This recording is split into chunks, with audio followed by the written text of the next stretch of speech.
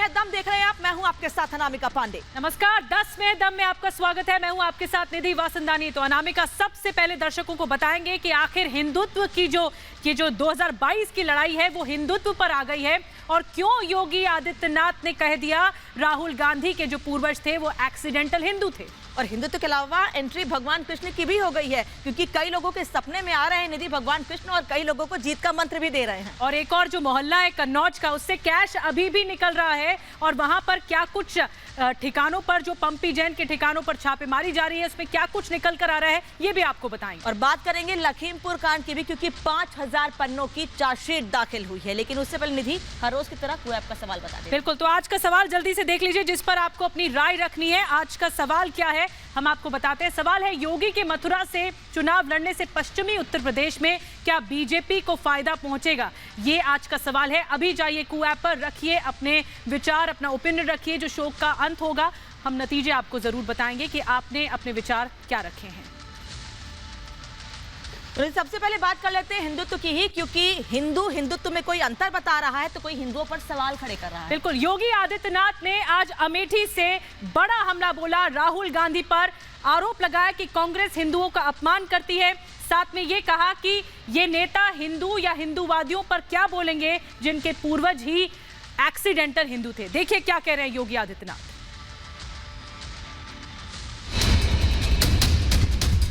जिनकी खानदान और जिनके पूर्वज कहते थे कि हम तो एक्सीडेंटली हिंदू हैं, तो वे लोग अपने को हिंदू बोल भी नहीं सकते कि हम एक्सीडेंटली हिंदू हैं।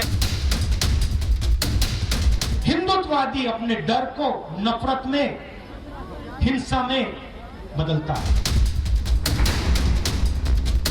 यूपी के चुनावी रण में हिंदुत्व पर जमकर बयानबाजी हो रही है। राहुल गांधी ने कुछ दिनों पहले अमेठी में जनसभा को संबोधित करते हुए हिंदुत्व पर बयान दिया था। राहुल ने कहा था कि हिंदू जोड़ता है, जबकि हिंदुत्ववादी नफरत फैलाता है। राहुल का निशाना बीजेपी और आरएसएस पर था। आज अमेठी से ही सीएम योगी ने राहुल गांधी को हिंदू और हिंदुत्व पर जोरदार जवाब दिया। योगी ने कहा कि अगर वो मलिक मोहम्मद जायसी को समझते तो हिंदू और हिंदुत्व पर ऐसी टिप्पणी नहीं करते। ये हिंदुत्व के बारे में क्या बताएंगे? इनके पूर्वज खुद को एक्सीडेंटल हिंदू बताते थे। हिंदू और हिंदुत्ववादी झूठ का प्रयोग करता है। हिंदुत्ववादी अपने डर के सामने अपना सिर झुकाता है। हिंदुत्ववादी अपने डर को नफरत में, हिंसा में बदलता है।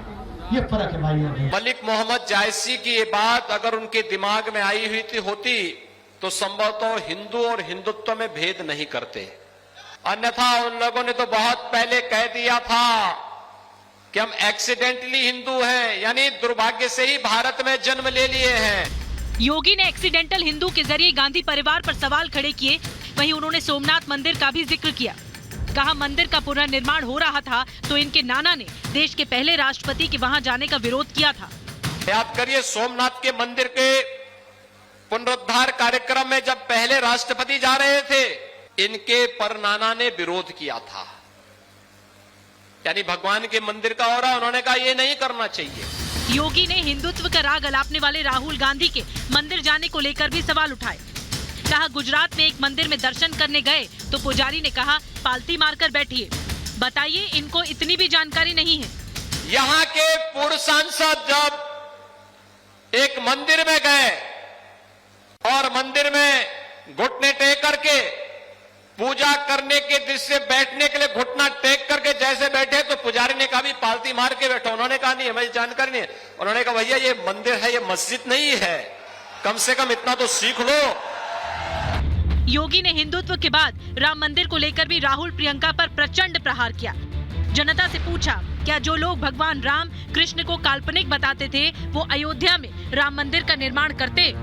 नहीं तो ये लोग पहचानते ही नहीं थे। भगवान राम और भगवान कृष्ण को काल्पनिक कहते थे। कहते थे कि अयोध्या में राम मंदिर का फैसला आ जाएगा तो खून की नदियां बहेंगी। मैंने कहा रे बेकार की बात करते हो। फैसला आएगा, एक मच्छर नहीं मरेगा, सबसे शांतिपूर्ण दिन रहेगा। और हुआ ना। राम मंदिर को लेकर योगी ने अखिलेश यादव पर भी तंज कसा। कहा जिन लोगों ने राम भक्तों पर गोलियां चलवाई वो आज कहते हैं कि हम जल्दी राम मंदिर बनवा देते। एक तरफ ये लोग हैं जो आतंकवादियों पर दायर मुकदमों को वापस लेते हैं और एक तरफ हम लोग हैं जो आतंकवादियों को ठिकाना लगा करके राम मंदिर के निर्माण का मार्ग भी प्रशस्त करते हैं। समाजवादी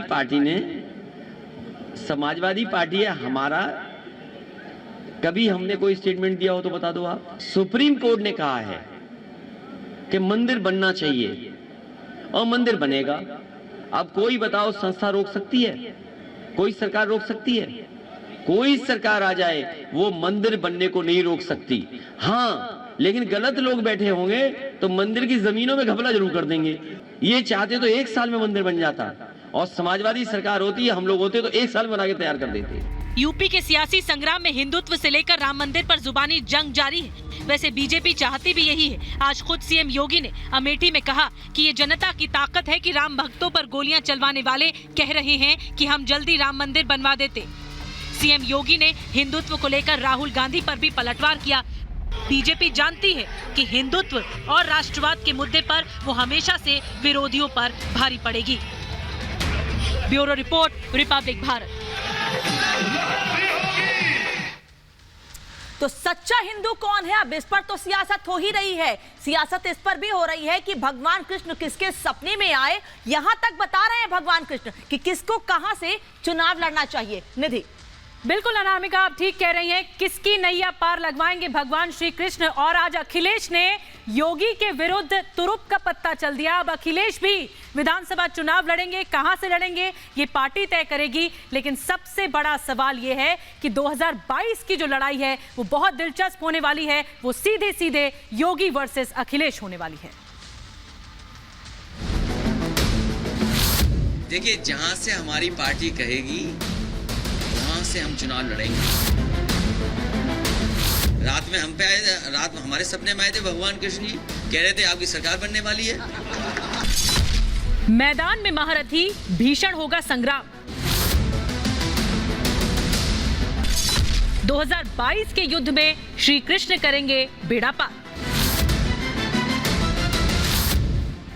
यूपी का सियासी संग्राम हर दिन दिलचस्प होता जा रहा है। सीएम योगी के बाद अब अखिलेश यादव ने भी ऐलान कर दिया है कि वो चुनाव लड़ने के लिए तैयार है। पार्टी जहां से कहेगी वहां से चुनाव लड़ूंगा। देखिए, जहां से हमारी पार्टी कहेगी वहां से हम चुनाव लड़ेंगे। और याद कीजिए, नेताजी कहां से नहीं लड़े। नेताजी जाने कितने क्षेत्रों से चुनाव लड़े हैं। तो बड़ी जगह हमारे पास तो बहुत सारी सीटें हैं। आजमगढ़ से भी नेताजी लड़े चुनाव, संभल से लड़े, नहीं विधानसभा लोकसभा की बात। तो नेताजी कितनी जगह चुनाव लड़े। समाजवादी पार्टी जहां कह देगी मैं चुनाव वहां से लड़ लूंगा। तो कम से कम ये बाबा मुख्यमंत्री जहां चुनाव लड़ने जाएंगे वहां की जनता तैयार बैठी है। अखिलेश ने जहां चुनाव लड़ने वाली बात को लेकर गेंद पार्टी के पाले में डाल दी है, तो वहीं सीएम योगी पर तंज भी कसा। कहा जनता उनके लिए तैयार बैठी है। लेकिन इस पूरे मामले में नया मोड़ तब आ गया जब बीजेपी के राज्यसभा सदस्य हरनाथ सिंह ने कह दिया कि उनके सपने में भगवान श्री कृष्ण आए थे और उन्होंने कहा कि योगी मथुरा से ही चुनाव लड़े। बता दें कि हरनाथ सिंह ने बीजेपी के राष्ट्रीय अध्यक्ष जेपी नड्डा को बाकायदा इस मामले में चिट्ठी भी लिखी है। आदरणीय योगी आदित्यनाथ जी ने 2-3 बार ये बात कही है कि पार्टी जहां से भी प्रदेश के किसी भी हिस्से से चुनाव लड़ाएगी वहीं से मैं चुनाव लड़ूंगा। आज रात्रि को भगवान कृष्ण, मुझे ऐसा लगा कि स्वप्न में मुझसे कह रहे हैं कि अपने पार्टी नेतृत्व को कहो कि आदरणीय योगी जी मथुरा से चुनाव लड़ेंगे। हरनाथ सिंह के इस बयान के बाद कयास तेज हो गए हैं कि सीएम योगी मथुरा से क्या चुनाव लड़ने की तैयारी कर रहे हैं। वैसे भी वीएचपी और बीजेपी के नेता कह रहे हैं कि अयोध्या के बाद मथुरा काशी की बारी है। ऐसे में मथुरा से चुनाव लड़ने वाली बात में दम नजर आ रहा है। वैसे भी चुनावों में बीजेपी का हिंदुत्व और राष्ट्रवाद के मुद्दे पर जोर रहता है। सीएम योगी के मथुरा से चुनाव लड़ने पर माहौल बदल जाएगा। उनकी हिंदू हृदय सम्राट वाली छवि से पार्टी को फायदा मिलेगा। बीजेपी चाहती है अयोध्या काशी के बाद मथुरा के मुद्दे पर चर्चा होती रहे। 2022 के चुनावों में मथुरा का मुद्दा गेम चेंजर भी साबित हो सकता है। वहीं हरनाथ सिंह के सपने को योगी के मथुरा से चुनाव लड़ने की संभावना पर अखिलेश यादव ने तंज कसा है। अखिलेश ने कहा है कि मेरे भी सपने में हर रोज भगवान श्री कृष्ण आते हैं, वो कहते हैं आपकी सरकार बनने वाली है। तो हमारे बाबा मुख्यमंत्री फेल हो चुके हैं, अब उनको कोई पास नहीं करा सकता। लेकिन इन्होंने जो सवाल पूछा, अब जो पास कराने आ भी रहे हैं वो भी नहीं करा पाएंगे। रात में हम पे आए, रात में हमारे सपने में आए थे भगवान कृष्ण जी, कह रहे थे आपकी सरकार बनने वाली है, और एक बार नहीं आए, हर दिन आते हैं, हर दिन। कोई दिन ऐसा नहीं जिस दिन भगवान हमारे सपनों में ना आकर के कहते हो कि आपकी सरकार बनने जा रही है। सवाल उठ रहा है कि क्या सीएम योगी के चुनाव लड़ने के ऐलान की वजह से अखिलेश यादव सियासी मैदान में उतरने का फैसला कर चुके हैं। वजह चाहे जो भी हो, लेकिन दोनों दलों के सेनापतियों के मैदान में उतरने के ऐलान के साथ सियासी हलचल तेज हो गई है। अभी तक तो ये कह रहे थे कि मैं चुनाव नहीं लड़ूंगा, फिर उनको लगा अरे योगी आदित्यनाथ जी चुनाव लड़ेंगे तो मैं भी कुछ ना कुछ अपनी बात कह दूं। तो साहब, पार्टी तो आप खुद ही हैं।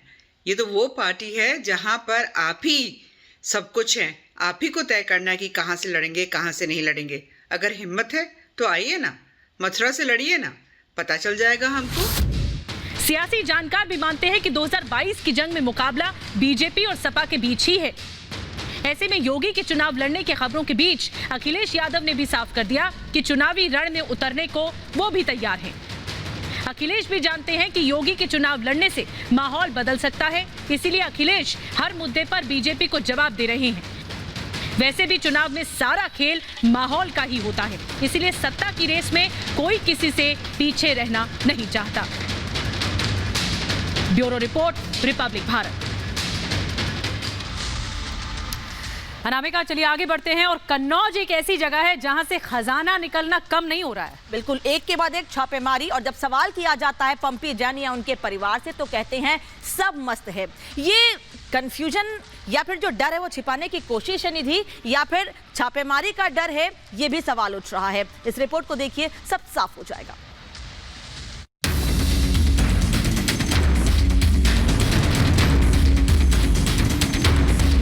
अभी कोई जवाब नहीं देंगे। यूपी का कन्नौज शहर आजकल अपने इत्र के साथ छापेमारी के लिए चर्चित हो रखा है। इत्र कारोबारी और समाजवादी पार्टी के एमएलसी पुष्पराज जैन और पंपी जैन के घर 4 दिनों से छापेमारी जारी है। करीब 85 घंटे हो गए।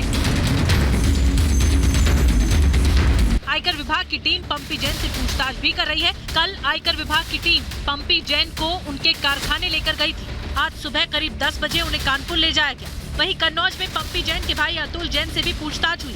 इस बारे में रिपब्लिक भारत ने जब उनसे जानने की कोशिश की तो जवाब देने से बचते रहे। की टीम यहाँ अभी कोई जवाब नहीं देंगे सर। कुछ निकला, कैश निकला, गोल्ड मिला, तरह तरह की बातें हो रही है सर, या फिर शेल कंपनियों की बात सामने आ रही है। पंपी जी को लेकर कानपुर गए सर, आईटी की टीम निकल गई सर यहाँ से, रेड खत्म हो गई सर, हम ये मान ले।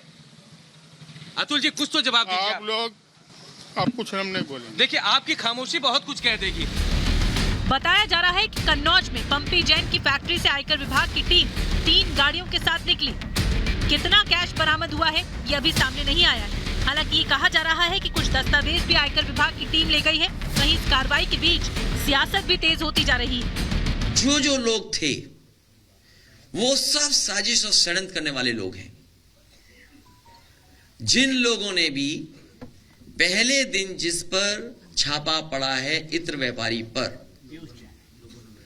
जिन लोगों ने भी समाजवादी इत्र से और समाजवादी पार्टी से जोड़ा, उन्हें निर्देश मिले कहीं से। लेकिन ये पैसा कहां जाता था? ये पैसा पहले चला जाता था सपा समाजवादी पार्टी के बबुआ के। आपने जेसीबी से मिट्टी निकलते हुए तो देखा होगा, लेकिन जेसीबी से नोट की गड्डियां निकलती हुए देखी हैं? ये नोट की गड्डियां वही निकल रही है भाइयों बहनों, जो गरीबों के लिए, मकान के लिए पैसा आया था पिछली सरकारों में। पहले पीयूष जैन और अब समाजवादी पार्टी के एमएलसी पंपी जैन इत्र कारोबारियों के ठिकानों पर हो रही छापेमारी पर पूरे देश की नजर है। बताया जा रहा है कि मामला करोड़ों की टैक्स चोरी का है। पूरे मामले पर सियासत भी गर्म है। समाजवादी पार्टी कन्नौज और कानपुर में दोबारा की गई रेड को साजिश बता रही है।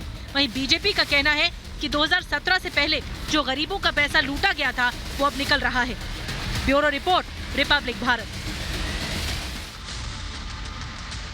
और 10 में दम की शुरुआत में हमने आपसे कू ऐप के जरिए कू ऐप पर एक सवाल पूछा था, आपके रिएक्शंस जाने थे। सवाल था कि विधानसभा रण में योगी के मथुरा से चुनाव लड़ने से पश्चिमी यूपी में बीजेपी को जबरदस्त फायदा होगा। जवाब आपके आ गए हैं। 95% लोगों ने हाँ कहा है, जबकि 5% लोगों ने ना में जवाब दिया है। तो बने रहिए रिपब्लिक भारत के साथ। 10 में दम में आज के लिए बस इतना ही।